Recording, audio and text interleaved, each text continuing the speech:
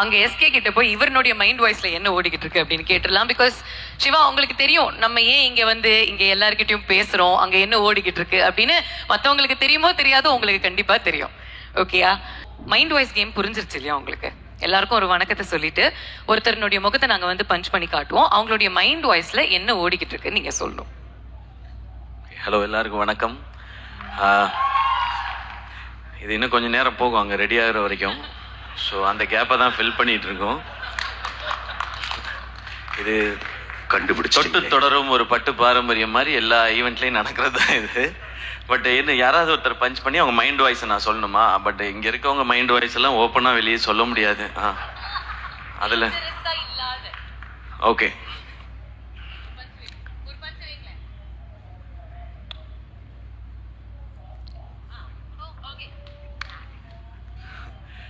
இன்னைக்கு ஃபங்க்ஷனை நல்லபடியாக நடத்தி முடிக்கணும், படத்தை கரெக்டாக எடுக்கணும், அது வரைக்கும் மூஞ்ச சிரிச்சா மாதிரியே வச்சுக்குவோன்னு அவர் உட்காந்து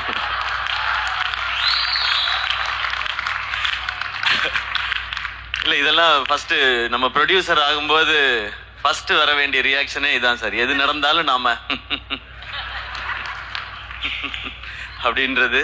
பட் உங்களுடைய இந்த எக்ஸ்பீரியன்ஸ்க்கு, உங்களுடைய மனசுக்கு, நீங்கள் இவ்வளோ பேரை சம்பாதிச்சிருக்கிறதுக்கு, இந்த ஸ்டுடியோஸும் சரி, இதில் வரப்போகிற படங்களும் சரி சூப்பராக வரும் சார், பிளாக் பஸ்டராக வரும்.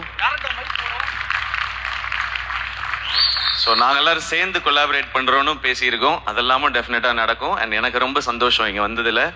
அவரை பற்றி நிறைய சொல்ல வேண்டியிருக்கு, நான் அப்புறம் சொல்கிறேன். இல்லை இது வந்து மைண்ட் வாய்ஸ் கேம் மட்டும்தான். அவருடைய வாழ்த்துக்கள் ஆப்வியஸ்லி நீங்கள் வந்து ஸ்டேஜில் சொல்வீங்க. And we have lots of questions for you. இன்னும் ஒரே ஒரு பஞ்ச் உங்களுக்கு, and then I'll move on to the next person. ஓகேயா? டக்குன்னு நீங்க பஞ்ச் அடிச்சாதான் அவருடைய பஞ்ச் டைலாக் நம்ம எல்லாருமே கேட்டு ரசிக்க முடியும். உங்க மைண்ட்ல என்ன ஓடிட்டு இருக்குன்னு அவர் சொல்ல முடியாது, சொல்ல முடியாத நிலைமையில இல்ல உங்களுடைய தாட்ஸ்ன்னு அவர் சொல்லியிருக்காரு. பட் நீங்க என்ன சொல்ல போறீங்க பதிலுக்கு? விஜய் சூர்யா சாருக்கு என்ன ஓடிட்டு இருக்கு இப்ப? நானே இப்பதான் டைரக்ட் பண்ணலான்னு போனேன், என்ன திரும்பவும் நடிக்க கூப்பிட்டு வந்துட்டார் ரவி சார். இப்போ நான் நடிக்கிறதா டைரக்ட் பண்றதா எதை பண்ணணும்னு தெரியாம இருக்கு. ஆனால் அவர் எல்லாமே பண்ணுவார் அவரு. ஸோ அப்படிதான் விஜய் சார். பக்கத்துல இருக்கிற உங்களுடைய சூப்பர். நீங்க சுதா மேம்க்கு மட்டும் க்ளோஸ் அப் வைங்க, அவங்க மைண்ட் வாய்ஸ் அத்தனையும் நான் சொல்றேன். ஓகே, கம் ஆன் அந்த க்ளோஸ் அப் மட்டும் வைங்க, அங்க க்ளோஸ் அப் மட்டும் வைங்க. ஏன்னா அவ்வளோ ஸ்வீட்டா அவங்கள வந்து ரசிச்சு பார்த்துட்டு இருந்தாங்களா, அதனால தான் கேட்டேன் அந்த சைட்ல இருந்து. ஆமா, சான்ஸே இல்லையா? இல்ல மேம் பொறுத்த வரைக்கும் என் சைடு வராத வரைக்கும் எனக்கு எந்த பிரச்சனையும் இல்லைன்றதுதான் சுதா மேம் மட்டும். ஏன்னா இன்னும் எங்களுக்கு படம் பேலன்ஸ் இருக்கு, அது மட்டும் விட்டுருங்க please. I will take care of it. Thank you Shiva, thank you so much as always.